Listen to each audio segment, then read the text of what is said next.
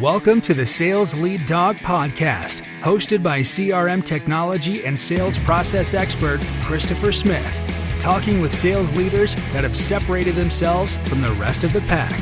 Listen to find out how the best of the best achieve success with their team and CRM technology.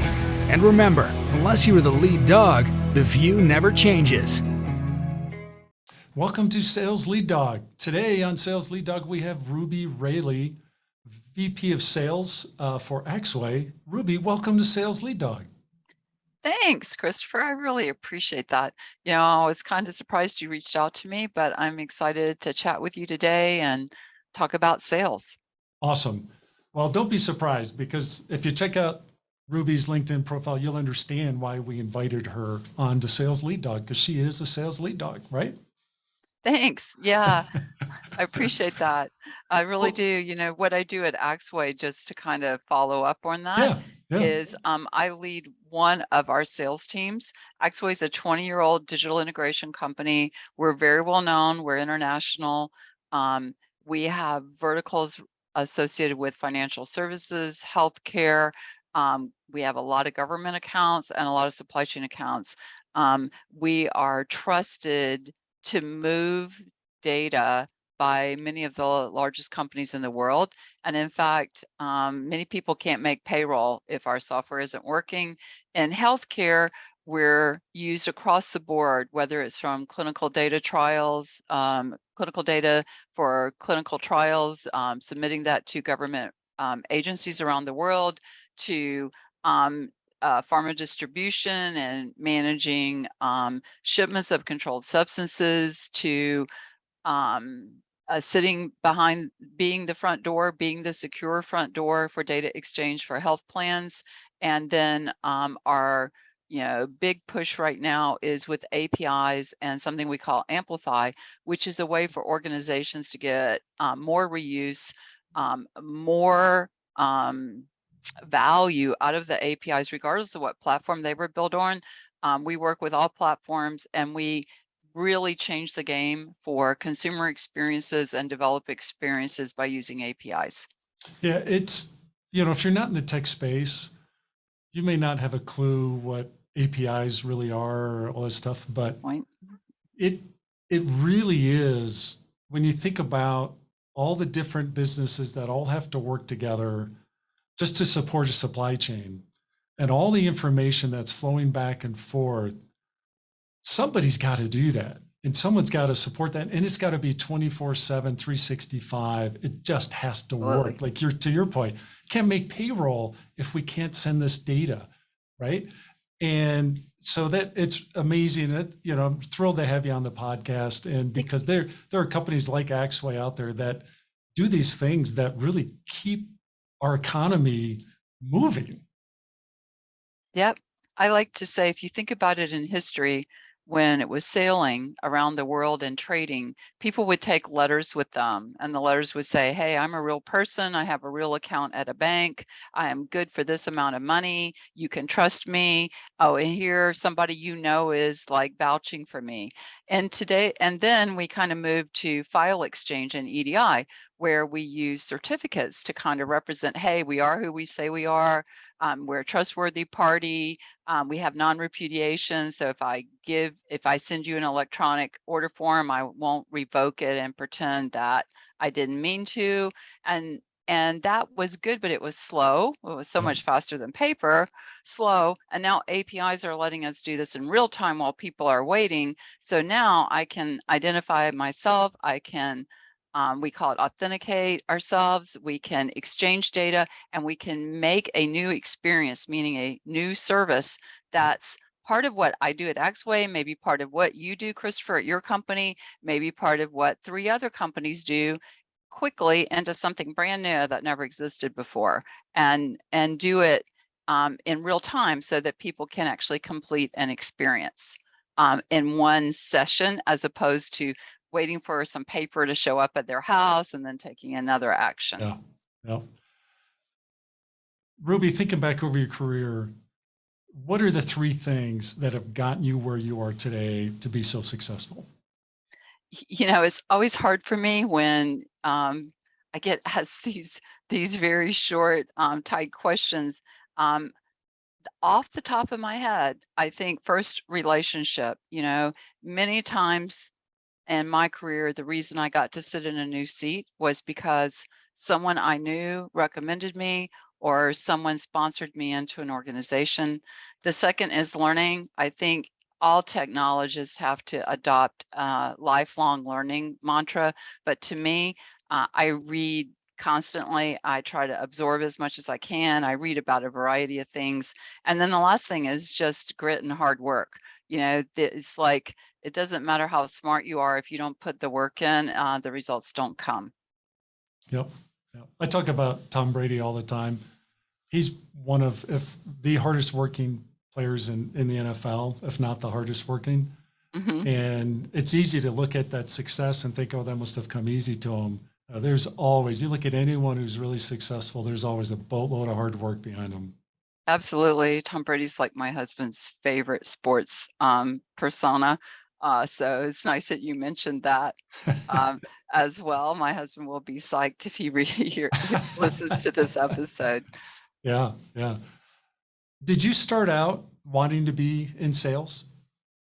No, I actually started out wanting to do real-time control systems. Really?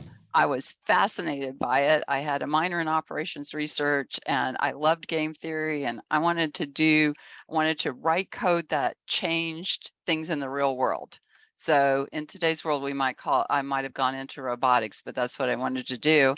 It was hard to find that, and I steered around and got to do some of it, not as much as I wanted. And I actually like talking to people and would get tired of sitting at my desk. So I became like the liaison, the customer requirements person, then the team lead, and I worked my way up the organization and decided software companies is where I'm most comfortable.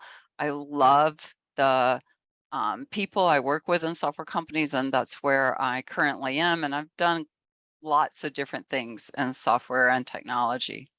Yeah. So I imagine that broad background really helped you get started in sales. Yeah, one of the things I learned early on in defense contracting was IMI, or Individual Marketing Initiative, which is kind of like what other companies call it's always be marketing, where even though we were serving in some sort of coding or consulting firm role, we were always asked to market and look for the next opportunity. And then soon, as a technology lead, I was partnered up with salespeople, especially in logistics and supply chain work, because technology was becoming more essential to delivering all kinds of services. So they drugged me along as a technologist to convince the customer that we could do the technology. Then I started building all the slideware. I started building the value props. I started helping make the case and side by side selling. And I did that for many years before I actually sat in a true sales seat. No. What do you remember some of those around the early lessons that you now still leverage in your role as a leader? Yeah, there's some. One of them is be careful not to oversell. Like, I like to create and envision, and you can get too far ahead of your product team and too far ahead of your organization. And frankly, it's not a good experience for customers. Customers really don't enjoy surprises, and they don't enjoy struggling through delivery cycles. So, learning how to sell just far enough ahead and not so far ahead was important.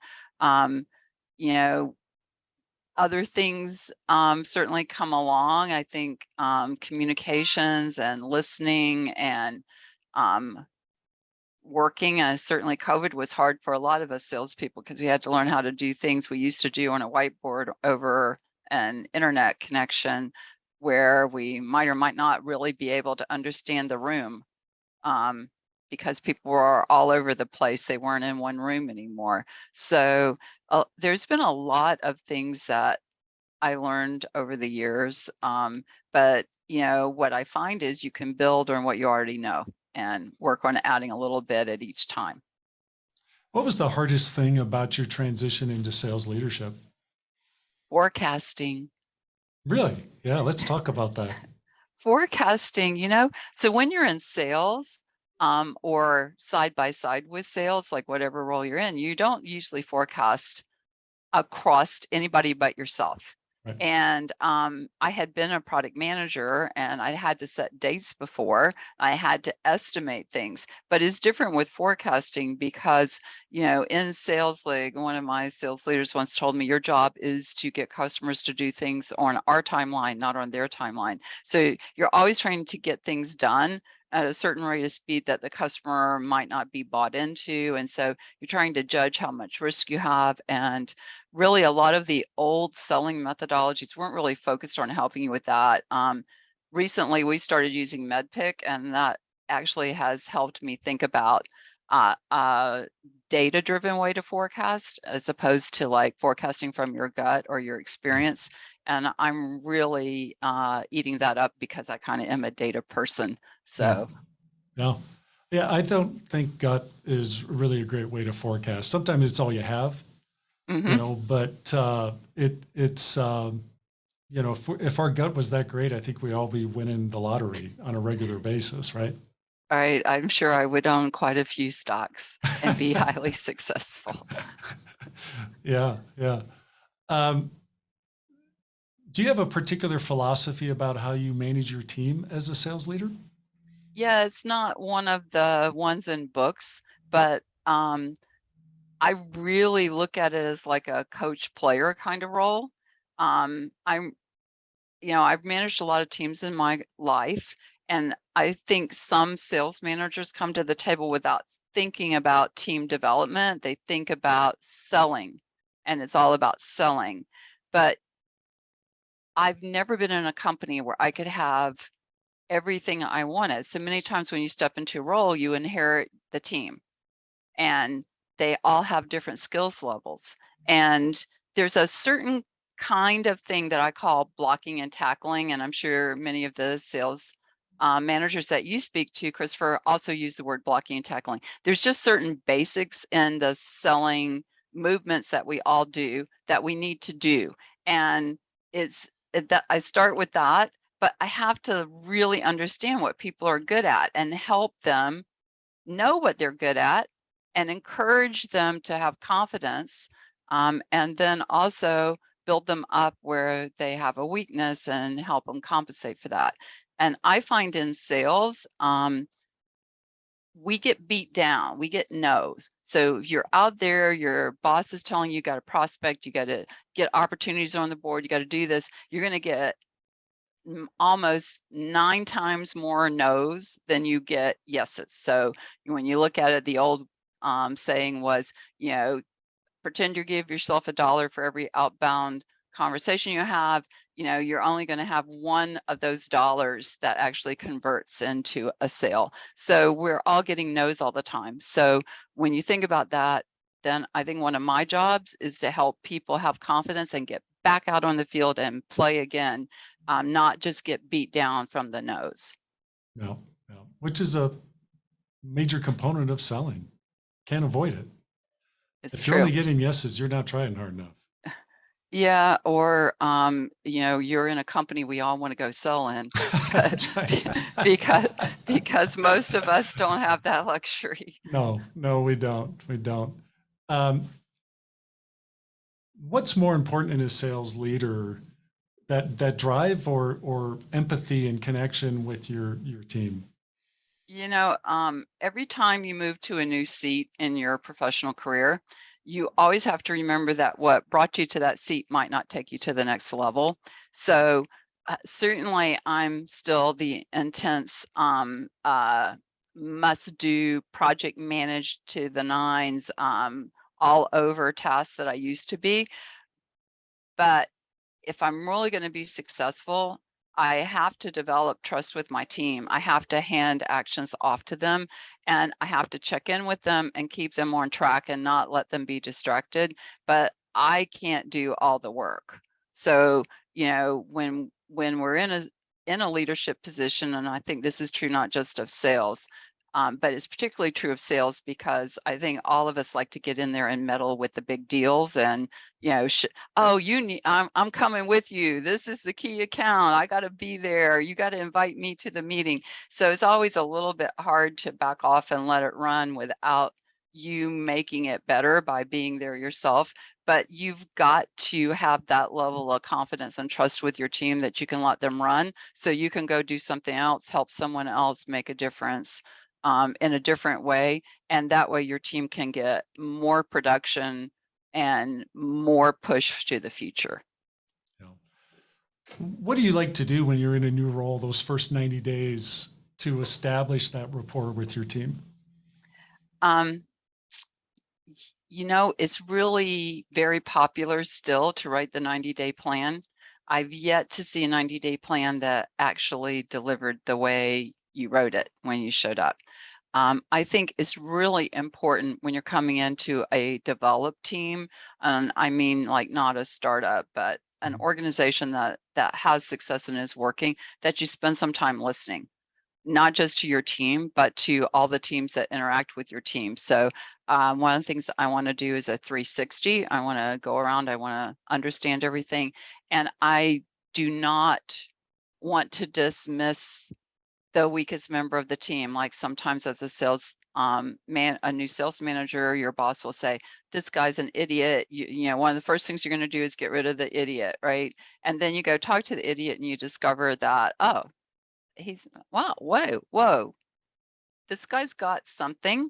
What's holding him back? He doesn't understand the technology. He is not focused properly. He doesn't have time management. Then maybe you recover it, because right now, and it's more so than it's ever been in my career, is getting rid of one person it's very hard to replace, because there's so much going on with the Great Resignation and everyone, moving through positions and opportunities. Even now with, the pressures of inflation, there's still a lot of jobs on the market. So, making sure you think through your assessments and not jump to conclusions is super important. And you can't build trust if you take your first impression and you lock in on it, and you won't let the person show you their skills. No. Do you use assessments at all? When you're evaluating, you're coming into a new team or as part of your hiring process?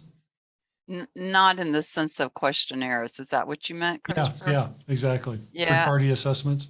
No, I don't. I do have a tool I learned when I was a divisional CIO. And that's one of my customers described it as you find a hole and you drive a tank through it. So, so the sense is you ask people to explain an opportunity, a key account situation, and you see if they can do it in a small number of words. My best friend calls it 25 words or less. I don't usually do that because I struggle with 25 words or less too. But if you can explain something, then you understand it. If you can't explain it to someone else, then you don't understand it. You have to either go do some work, or it could be a sign that you can't handle the situation you're in. And maybe that is a sign that this person doesn't fit the role they're in, and you've got to take some action as a leader. But it's very true that you can catch people who are making it up because they tend to cycle and they cannot crisply explain what's blocking them. Interesting. Do you have, everybody has a down cycle. If you're in sales long enough, you're going to hit a down period. Yeah. How do you engage with that team member that's in a down cycle? Yeah, it's true. And in sales, this is one of my mantras, is avoid the cliff. Like, this is why in sales, everything keeps coming back to basic blocking and tackling. You cannot, as a sales manager, forget to train on basics, because then we start running sloppy plays. We start losing position on the field. We're going backwards instead of forwards. So you're always working on the basics. And one of the basics is avoid the cliff. And the cliff is, I went after all the easy stuff and I didn't do the prospecting to set up my future. So I've cleared my pipe. This can happen at the end of the year. If you're on a calendar year, like in Q4, you clear the pipe, you're a hero, you get into Q1 and you've got nothing.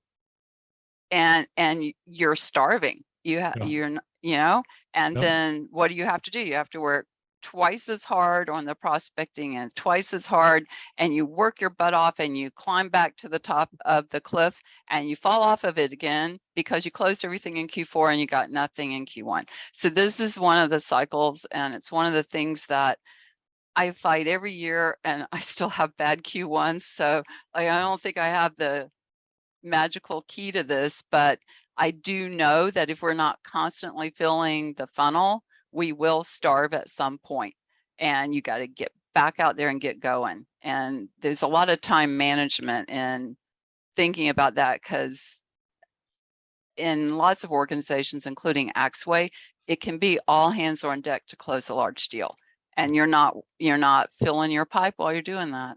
Right. What is your thinking back over, your career in sales, and now you're in a leadership role? Is there a story that, around failure that you share with your team to help them through those down periods? I have a couple. Often when a salesperson is down, there's something going on in their personal life that's taking time and attention and mental horsepower, and they can't manage both.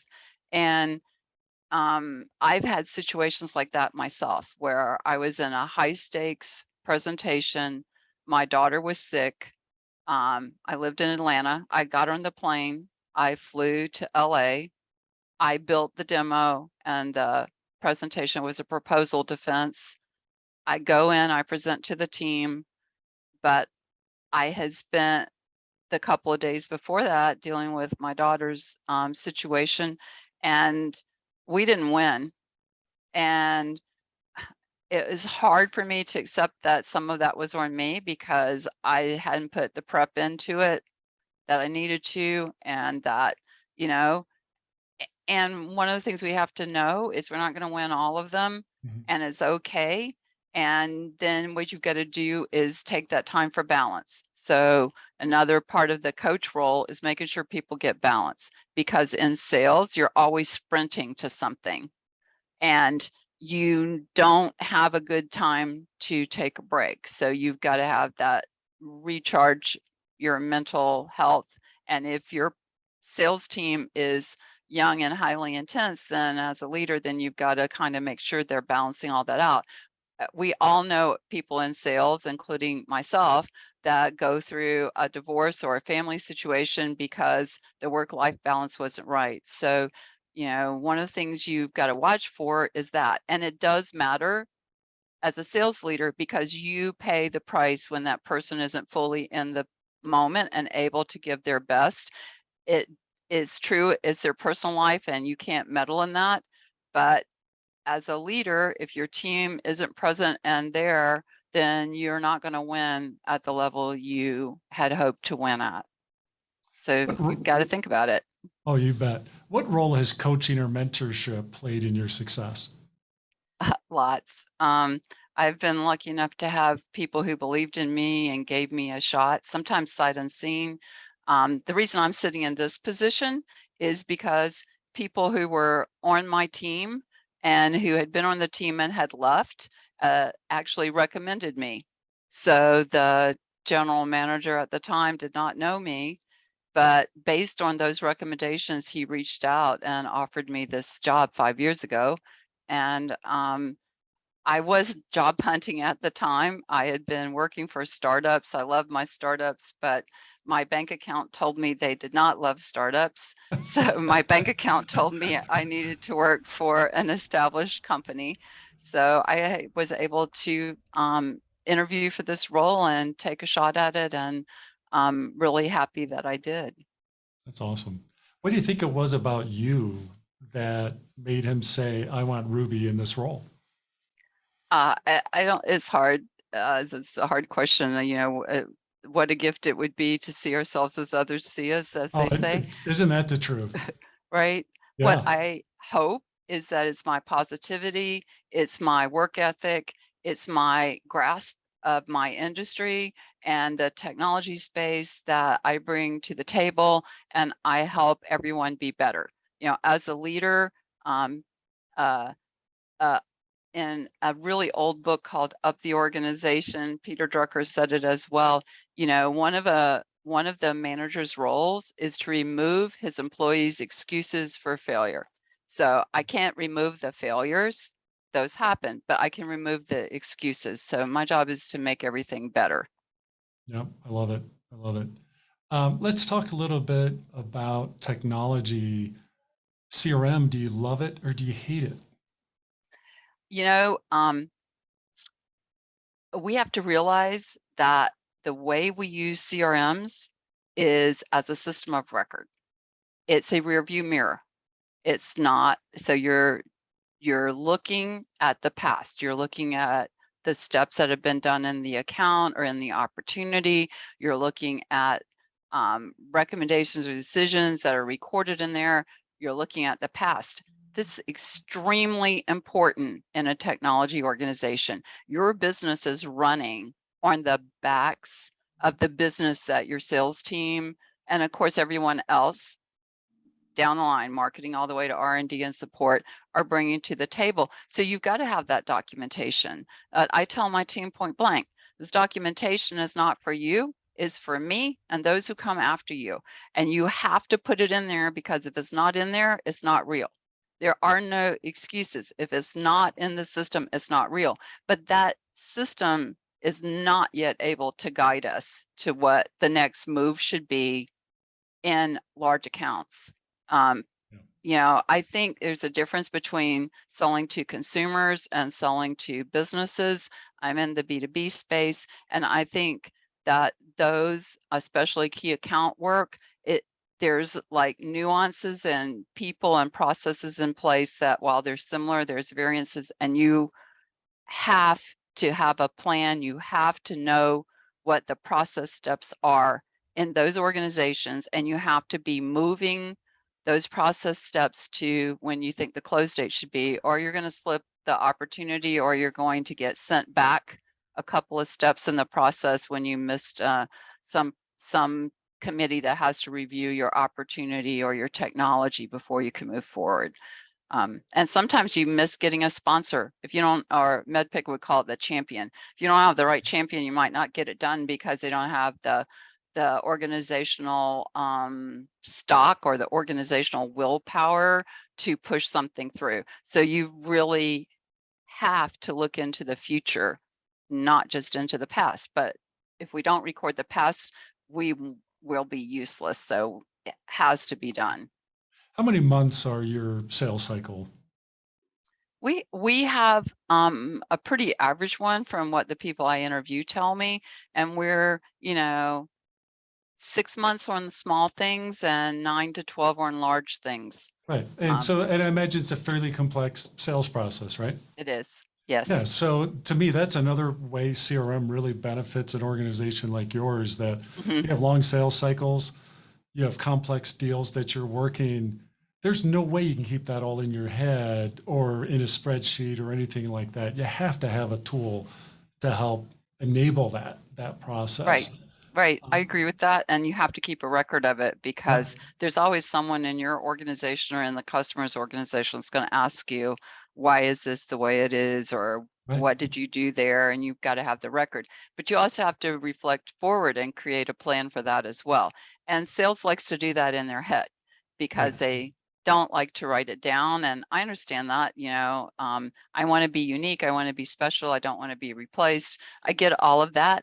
But the process of writing it down is why we all take notes in class, because your brain is connected to your hand And when you write your notes down, you strengthen that mental connection and you clarify in your own mind what you need to do. So we all need to do it, whether we publish it to anyone or not, but we need that. And in sales, sometimes people need to talk it out. So a lot of what I do in the coach role is we talk out the closing. So how are you going to close this? Where are the hooks?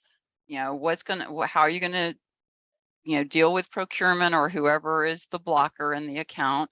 And what do you do if they block you? And that's why I like the sports model, because you have a play you want to run, you get out on the field, you start to run it, and somebody's read the play and they're blocking you. So you have to be able to adapt and move around it and still try to move the ball, or at least not go backwards. And so that is really important. And some of us are better when we talk it through.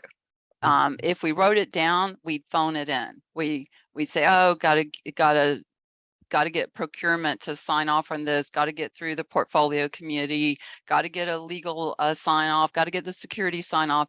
But we wouldn't really think about, well, is that security assessment going to take a week or a month? Or is procurement, do they have an MBO that says they get paid if they take 20% off your deal? So do you need to anticipate that procurement wants another discount that you didn't have in your plan? So you've got to think through those things. And I used to say you have to play chess, not checkers, but then I read that checkers is actually more complicated. So I can't say that anymore. So I have to use more.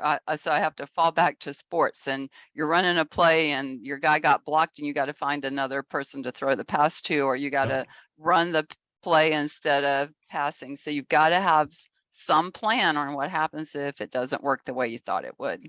Yeah.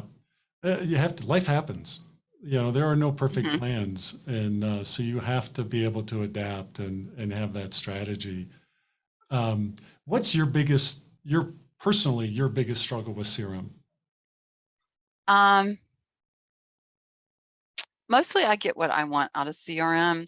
My biggest struggle is it doesn't help me with governance. And I have to go back to, hey, you didn't update this. Hey, you didn't do that. Hey, did you put your notes in this week? Yeah, do you think that's the right close date?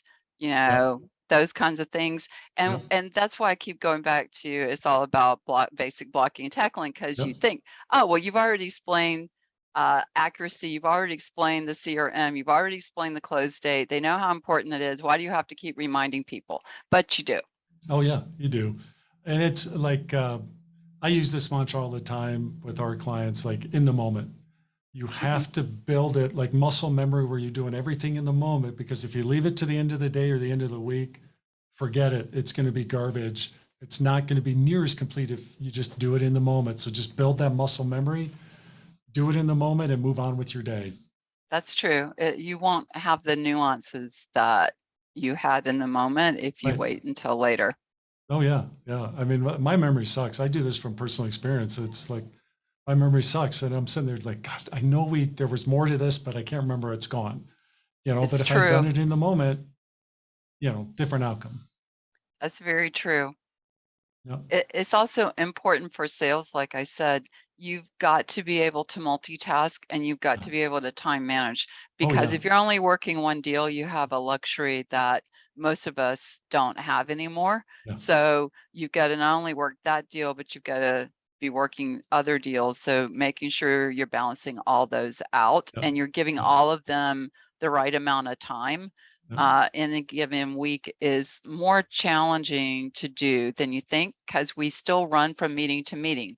Only now it's from Zoom call to team call to, WebEx or whatever. And sometimes that's even worse, because you don't even have the chance to, like, at least when I was in enterprise land, you had what I call change class time, where you walk down the stairs to the next conference room, right?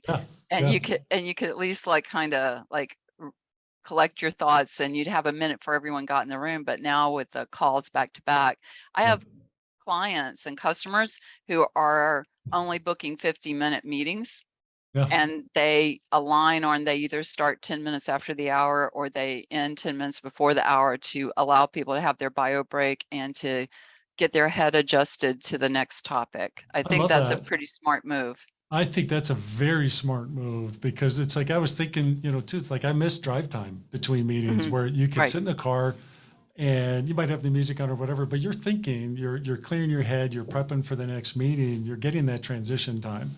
Another good sports analogy right there is the visualization, right? Yeah. So it's really important to visualize that what you're going to say, what your close is, how you're going to do your pitch to a new client, to visualize it, think it through.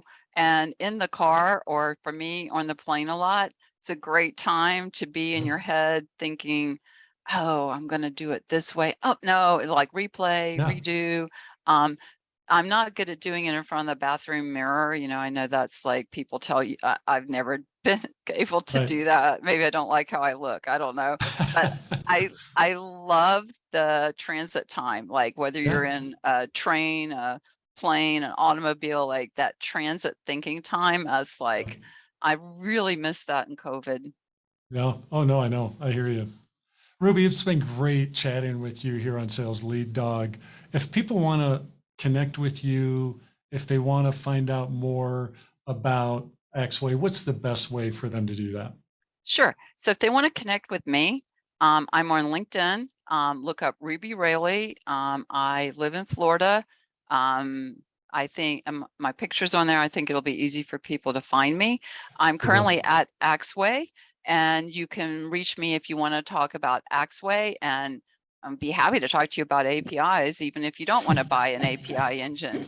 And my email address is my first initial last name, so RRALEY@axway.com.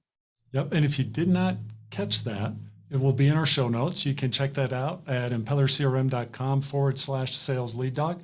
You will find Ruby's episode as well as all the other episodes of Sales Lead Dog. So be sure to check that out.